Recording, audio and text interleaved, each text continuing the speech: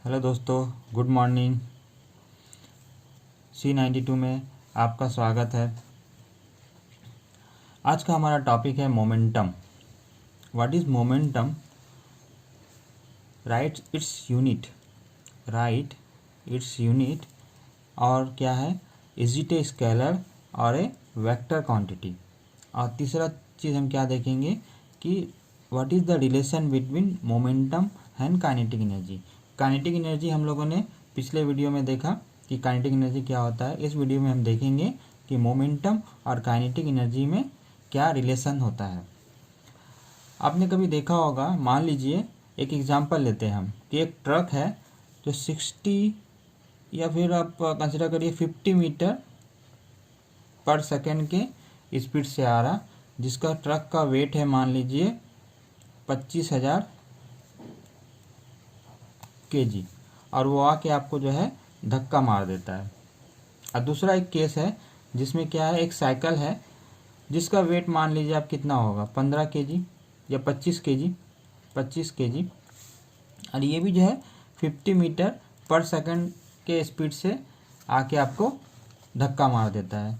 तो आपको दोनों ही केस में किस में ज़्यादा इंजर्ड होगा? ऑब्वियसली इसमें जिसमें ट्रक आपको मारा। शायद आप इसमें आप डेड भी हो सकते हैं, स्पॉट डेड, बट इसके केस में आपको एक माइनर इंजरीज आ जाएगा। तो ऐसा क्यों होता है? दोनों ही में देखिए आप वेलोसिटी सेम है, बट दोनों में डिफरेंस क्या है? दोनों में मास का डिफरेंस है। एक में मास कितना है 25,000 kg है और दूसरा में मास जो है 25 kg है। तो यहीं पर जो है मोमेंटम का डिफिनेशन आ जाता है दोस्तों। तो मोमेंटम का डिफिनेशन क्या होता है? मोमेंटम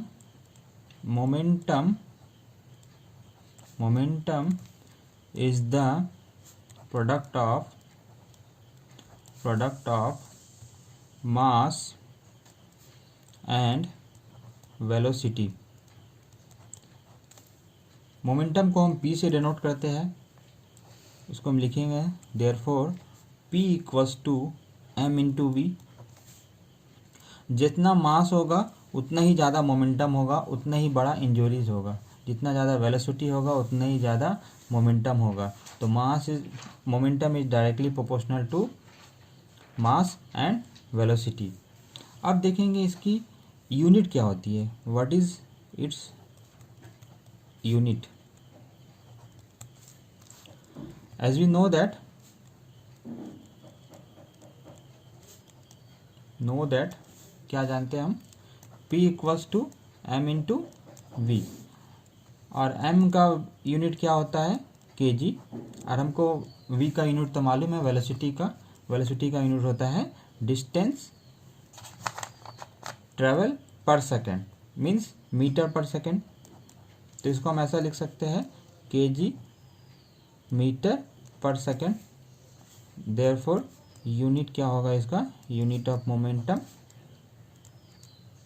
मोमेंटम इन SI सिस्टम क्या हो जाएगा? kg मीटर पर सेकेंड। सेम वे में इन CGS में क्या हो जाएगा? इन CGS में क्या होगा? kg का छोटा होता है ग्राम, और मीटर का छोटा होता है सेंटीमीटर, और सेकंड को सेकंड ही रहता है CGS में ही, तो हम इसको लिख देंगे ग्राम सेंटीमीटर पर सेकंड। अब दूसरा सवाल था हमारा, क्या ये स्केलर है या वेक्टर है? अब देखेंगे कि इस जो डायग्राम बना हुआ है इसमें एक सम डायरेक्शन, यहाँ पे एक फोर्स एक्ट कर रहा, और ये फोर्स जो है एक डायरेक्शन में है एज, और इसमें तो मैग्नीट्यूड है ही, तो as it has both magnitude and direction, और जिसमें मैग्नीट्यूड और डायरेक्शन दोनों होता है वो कौन सा क्वांटिटी होता है? वेक्टर क्वांटिटी होता है। देयरफॉर हम बोल सकते it is a vector quantity. तो हमने क्या देखा कि what is the momentum is the product of mass and velocity, and what is its unit हमने देखा इन CGS system, in SI system, and is it a scalar quantity or vector quantity? It is a vector quantity. इसके बाद देखेंगे हम दोस्तों कि drive the relation between momentum and kinetic energy, कि हमें फाइंड आउट करना है कि मोमेंटम और काइनेटिक एनर्जी में क्या रिलेशन होता है। तो हम देखते हैं कि let m be the mass of a body and its velocity is v metre पर सेकेंड, मानी ये जो है v मीटर पर सेकेंड की वेलोसिटी से ट्रेवल कर रहा है, सफ़र कर रहा है। ओके, देन मोमेंटम क्या होगा? मोमेंटम को हम p से डिनोट करते हैं। इसको हम लिख सकते हैं जैसा हमने इससे पहले में देखा कि मास इनटू वेलोसिटी, ये मेरा मोमेंटम हो गया। इसको हम दे देते हैं इक्वेशन नंबर 1। नाउ इसी बॉडी का काइनेटिक एनर्जी क्या होगा? इट्स काइनेटिक एनर्जी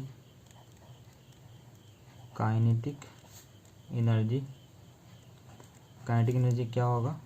कैसे डिनोट कर दो? Half mv²। इसको हम जो है इक्वेशन नंबर 2 दे देते हैं, equation number 2। Then from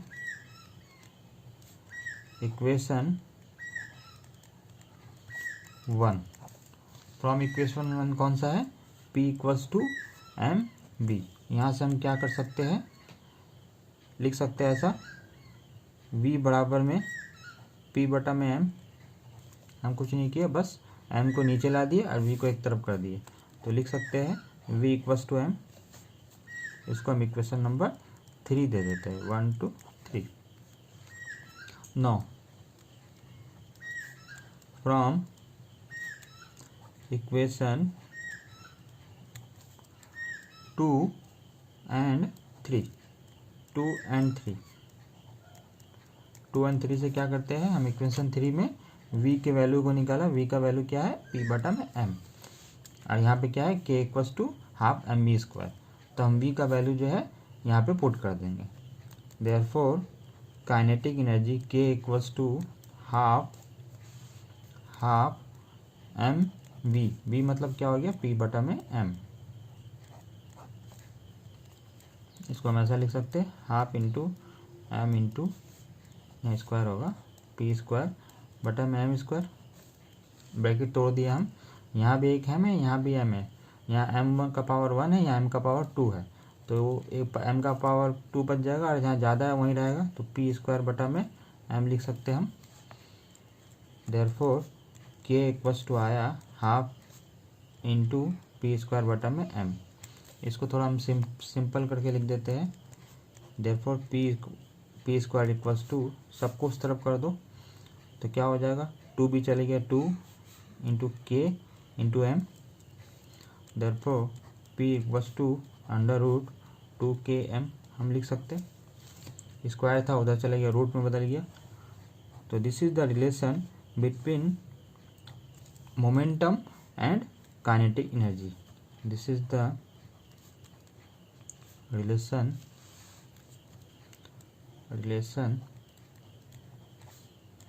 between momentum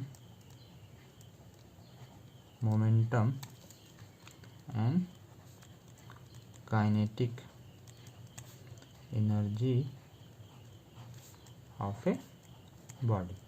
एक सिंपल सा क्वेश्चन आपका एग्जाम में पूछ सकता है, ऑप्शन दे देगा what is the relation between momentum and kinetic energy. आपको बताना पड़ेगा कि ये होता है रिलेशन बिटवीन काइनेटिक एनर्जी। अगर डेरिवेशन आया तो एग्जाम में आप डेरिवेशन लिख सकते हैं, मिनिमम 5 मार्क्स तक का तो आएगा ही।